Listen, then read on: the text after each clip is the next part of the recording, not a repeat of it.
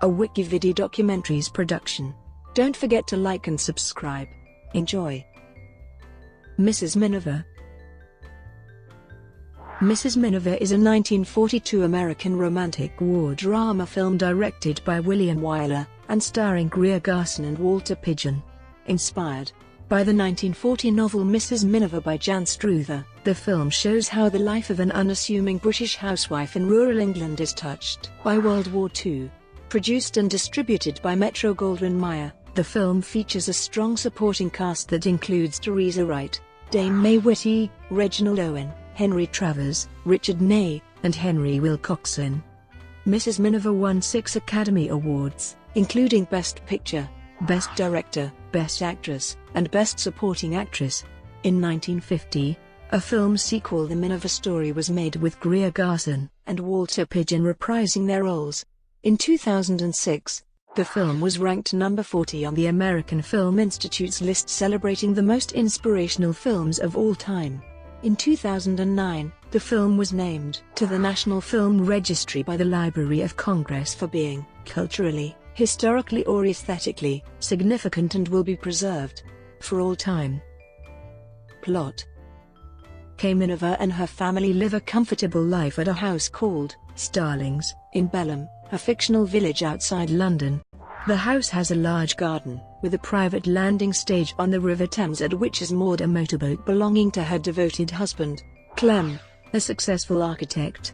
They have 3 children, the youngsters Toby and Judy, and an older son Vin, a student at Oxford University. They have live-in staff, Gladys the housemaid and Ada the cook.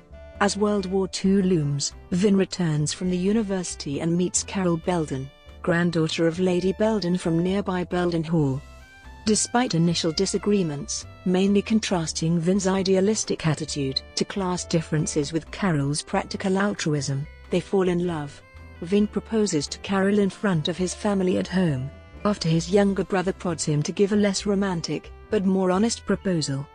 As the war comes closer to home, Vin feels he must do his bit, and enlists in the Royal Air Force, qualifying as a fighter pilot. He is posted to a base near to his parents' home and is able to signal his safe return from operations to his parents by blipping his engine briefly as he flies over the house.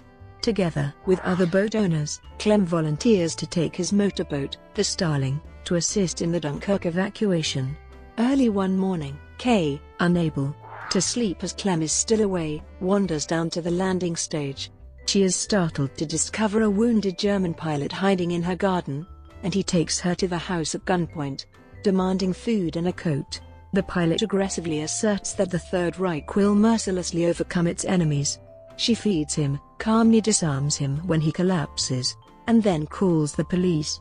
Soon after, Clem returns home, exhausted, from Dunkirk.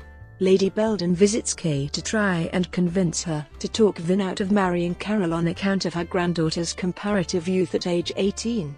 Kay reminds her ladyship that she, too, had been young, 16, in fact, when she married her late husband. Lady Belden concedes defeat and realizes that it would be futile to try to stop the marriage. Vin and Carol marry. Carol has now also become a Mrs. Miniver, and they return from their honeymoon in Scotland. A key theme is that she knows Vin is likely to be killed in action, but the short love will fill her life. Later, Kay and her family take refuge in their Anderson shelter in the garden during an air raid, and attempt to keep their minds off the frightening bombing by reading Alice's Adventures in Wonderland, which Clem refers to as a lovely story. They barely survive as a bomb destroys part of Starlings. The Minivers take the damage with nonchalance. At the annual village flower show, Lady Belden silently disregards the judge's decision that her rose is the winner, instead announcing the rose entered by the local station master. Mr. Ballard named the Mrs. Miniver as the winner, with her own Belden rose taking second prize. As air raid sirens sound, and the villagers take refuge in the cellars of Belden Hall, Kay and Carol drive Vin to join his squadron. On their journey home they witness fighter planes in a dogfight. For safety, Kay stops the car and they see a German plane crash. Kay realizes Carol has been wounded by machine gun fire from the plane and takes her back to Starlings. She dies a few minutes after they reach home. Kay is devastated.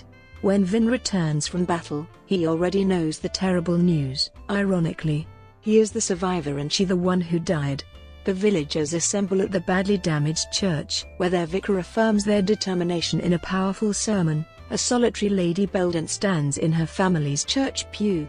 Vin moves to stand alongside her, united in shared grief, as the members of the congregation rise and stoically sing, "Onward, Christian Soldiers," while through a gaping hole in the bombed church roof can be seen flight after flight of RAF fighters in the V for Victory formation heading out to face the enemy.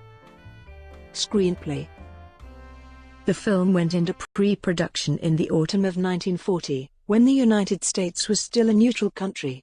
The script was written over many months, and during that time the United States moved closer to war. As a result, scenes were rewritten to reflect the increasingly pro-British and anti-German outlook of Americans. The scene in which Mrs. Miniver confronts a downed German flyer in her garden, for example, was made more and more confrontational with each new version of the script. It was initially filmed before the December 1941 attack on Pearl Harbor brought the United States into the war. Following the attack, the scene was filmed again to reflect the tough, new spirit of a nation at war. The key difference was that in the new version of the scene, filmed in February 1942, Mrs. Miniver was allowed to slap the flyer across the face. The film was released 4 months later. Will Coxon and director William Wyler wrote and rewrote the key sermon the night before the sequence was to be shot. The speech made such an impact that it was used in essence by President Roosevelt as a morale builder, and part of it was the basis for leaflets printed in various languages and dropped over enemy and occupied territory. Roosevelt ordered it rushed to the theaters for propaganda purposes. Critical response. In 2006, the film was ranked number 40 on the American Film Institute's list of the most inspiring American films of all time. In 2009, Mrs. Miniver was named to the National Film Registry by the Library of Congress for being culturally, historically or aesthetically significant, and will be preserved for all time. The film was selected for the following reasons. Brought to you by Wikividi Documentaries. Would you like to know more?